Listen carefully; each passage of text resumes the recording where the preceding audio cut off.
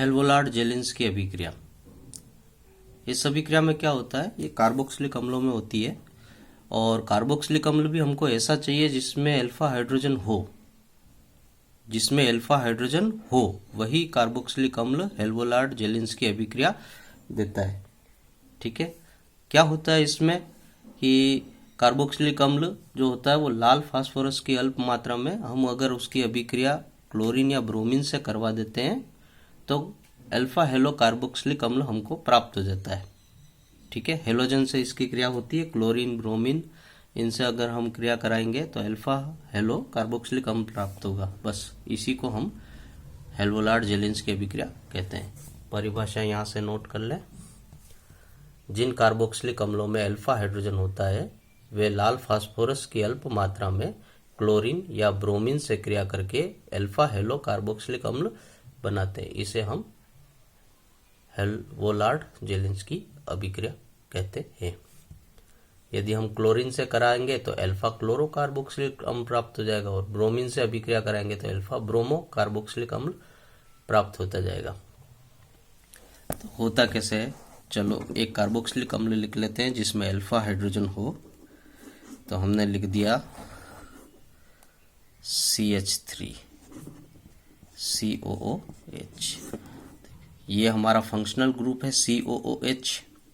ठीक है, और फंक्शनल ग्रुप से जुड़ा हुआ कार्बन ये पहला कार्बन है तो अल्फा कार्बन हो गया। अल्फा कार्बन से 3 हाइड्रोजन है तो हमारे पास इस सवाल में 3 अल्फा हाइड्रोजन है।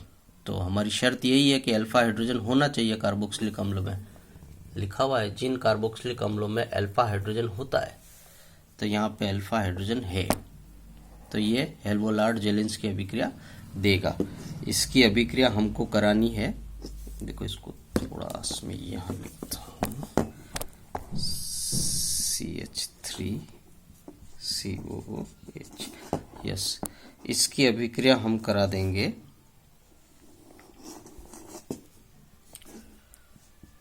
लाल फास्फोरस की उपस्थिति में क्लोरीन से, और उसके बाद जलीय माध्यम भी रखना है।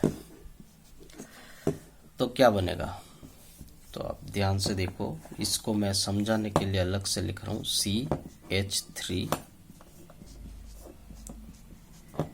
COOH। क्रिया हम करा रहे हैं क्लोरीन से, तो क्लोरीन से जब हम क्रिया कराएंगे तो क्या होगा, Cl2 है तो ये देखो Cl2 को ऐसे लिख सकते हैं ClCl। ठीक है, तो एक तो बन जाएगा HCl। ठीक है, तो HCl तो यहाँ से निकल जाएगा HCl, और यहाँ पे H की जो जगह खाली होगी वहाँ पे Cl जुड़ जाएगा। तो क्या होगा, CH2 तो हमारे पास ये है ही, ये हमने लिख दिया CH2 और यहाँ पे जो बॉन्ड था वो HCl तो निकल गया, उसकी जगह ये क्लोरीन लग जाएगा, तो ऊपर लग जाएगा क्लोरीन और देन COOH अपनी जगह पे है ही, साथ में वो HCl निकला था उसको भी लिख दो। ठीक है, तो ये हमारे पास एक उत्पाद बन गया जिसका नाम अल्फा हेलो कार्बोक्सिलिक अम्ल होना चाहिए। तो हेलो की जगह क्लोरीन है तो अल्फा क्लोरो कार्बोक्सिलिक अम्ल। अब इसमें वापस अल्फा हाइड्रोजन आ रहा है, देखिए ये फंक्शनल ग्रुप है COOH, उससे जुड़ा हुआ पहला कार्बन अल्फा कार्बन होता है तो यहाँ पे अल्फा कार्बन से 2 हाइड्रोजन जुड़े हुए हैं, तो यानी 2 अल्फा हाइड्रोजन अभी भी है, 2 बार ये और हो सकती है अभिक्रिया। तो फिर से हम करा देंगे यही क्लोरीन लाल फास्फोरस H2O माध्यम। तो फिर से देख लीजिए आप इसको, सेकंड कब तक चलती रहेगी, ये फिर से चल रही है CH2 ऊपर एक Cl है COOH,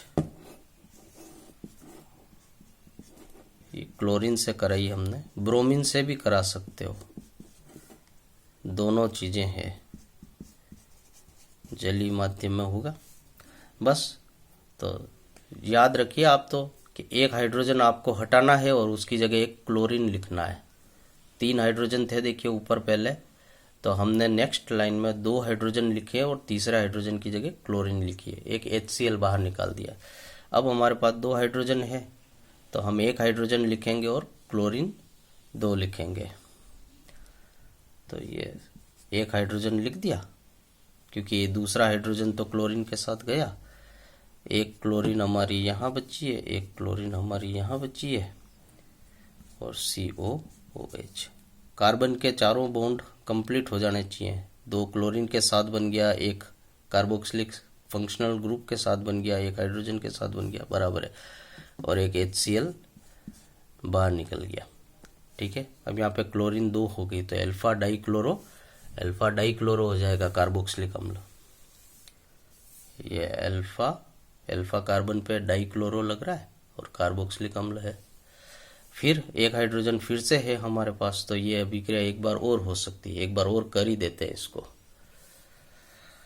तो ये लिखा हमने, थर्ड टाइम फिर हो रही है, CHCl Cl COOH।